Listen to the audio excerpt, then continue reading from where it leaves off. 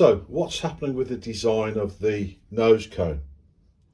Well, the first thought was to use some blue foam, but then I thought, you know, I'm a bit of a traditionalist, and I know certain ways that I know work, so I'm going to try in the first instance using 1/2 inch block, which is this stuff here. Okay, and you cut it into strips. So you make a round base, you mark out 1/2 inch increments, so you'll end up with an inch thick block. So these are 1/2 inch, okay? And then what you do, you glue them in. So this would be the internal structure. Okay, do the internal first, and then you build up around it like that, and around there like that, all the way around. So what happens is that 1/2 inch comes over the edge of the circle, and then once you've fully done that, you take your hand shave and you round that off basically to shape as best you can. And if you can get a nut and bolt through the center, which I have here, I'll put that in the drill and finish it off with a sanding block, something like this. I have a very coarse grain here and a finer grain. I think it's about 250 here. This is about 500, and not 500. This is about 250, and this is about 50 grit, I think. So then you get a round piece, okay, and then I will have to see what I want to do next, because what I might do is use this as a mold and make a fiberglass nose so I can take it off easily and have lots of room inside. Then on top of that, take a 78mm nose cone, and then that saves me having to make full thing, because that just be the nose cone and the prop will go through there. And that's my train of thought. I'll have to put some infills in the middle there, because that will take up the corners, so I only need to take up the corners there. Okay, and that's what I'm thinking about doing with that. So I'll come back to you once I've got this into a block shape and see how that turns out and how it looks. So if you're building one of these or something similar, this is what that block ends up looking like. These infills here don't go all the way down because they don't need to, but you're going to have something like that. Now, if you're under some sort of delusion that you're going to put this in a drill or a lathe looking like that to begin with, then you are dreaming. Don't do it. You're going to hurt yourself, and it's not going to end well, frankly. So what you do, little hand drill like that. It's called a David shave because it's made by David, believe it or not.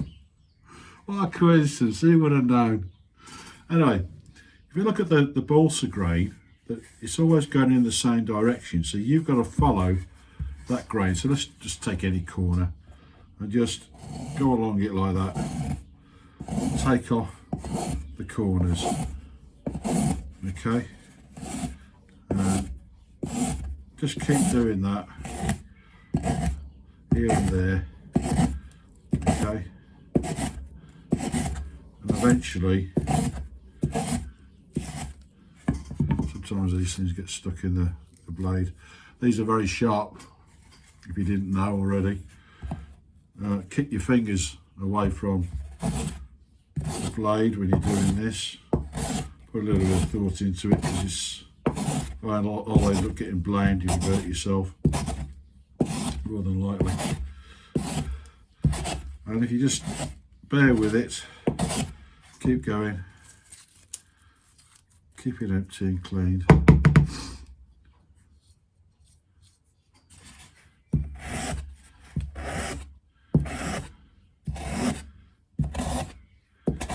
Okay, starting to get there.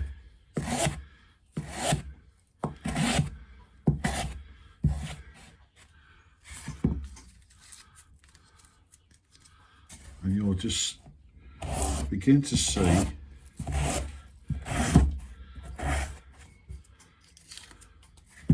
that is now going round, taking all that off. So once you've got all that off, yeah, then you could probably afford to put a screw in there and put it in the drill. Start using a bit of glass paper as it rotates. So I'll do the rest of this and we'll see how it turns out. And so by this time you're going to end up with something that looks like this. There you go. So what happens next? Well, we have, if you're wise, you would have made a template, cardboard template, so you know roughly what sort of shape you're aiming for. And well, you know that this nose cone here, this spinner, is 78mm diameter. So if we place that on there centrally, draw a line round it, we now know that we've got to take off all this excess here. So now you're tapering the nose down to there. And of course we don't need to put the front on because that is the front. And that's going to save me a whole lot of work. So that's what I've got to do next. And then I have to decide to either stay with this wooden block or go with making a fiberglass skin over the top of it or not. So we'll have to wait and see on that one. So that's where we are. Well, here's the results. So as you can see, I put that in the drill, shaped it up, and here's the nose cone. Now I'm not saying that this is perfect, but you know, it's okay. It's okay. There's your profile. Now it could do with a bit more work perhaps, but right now I'm going to set this aside for a minute, well not for a minute, for a little while, until I can come back to it and maybe shape it a little bit more. But that's pretty smooth now. I've used a 500 grit on there just to give it a little bit of a finish. So I think I'm going to leave it there for now. Have another look at it later with a different eye perhaps, size it up, which is not a bad thing to do. I think sometimes you have to leave things alone and come back to it and then look at it with a different eye. But you know, it's good enough for now, just to get things moving and shaking. So I'm going to take that out the drill. There you go, put the drill away. There you go. And I'll stick that somewhere and just keep looking back at it. I can see that it needs to be turned down a little bit more, that profile, round about there, that area. Looks a bit like a spacecraft, doesn't it? So that's what I'm going to do for a bit, because sometimes you just work on something a bit too long and it's worth just coming back to it. So it's not that far away, to be honest.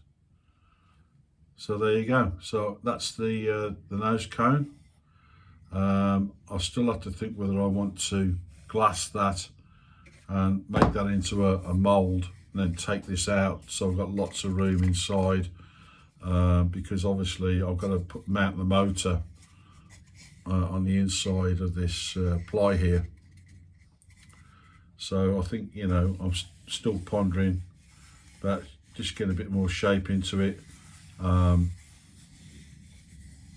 then be able to take that off, put this backing onto the mould, the exterior mould, and then having I forget what they call this in carpentry, but you have maybe 1 or 2 screws, 3, maybe 4 screws with a round head, and you just put it on like that and you twist it, and it locks on. So if I want to get to the motor, I can just twist it and pull it off.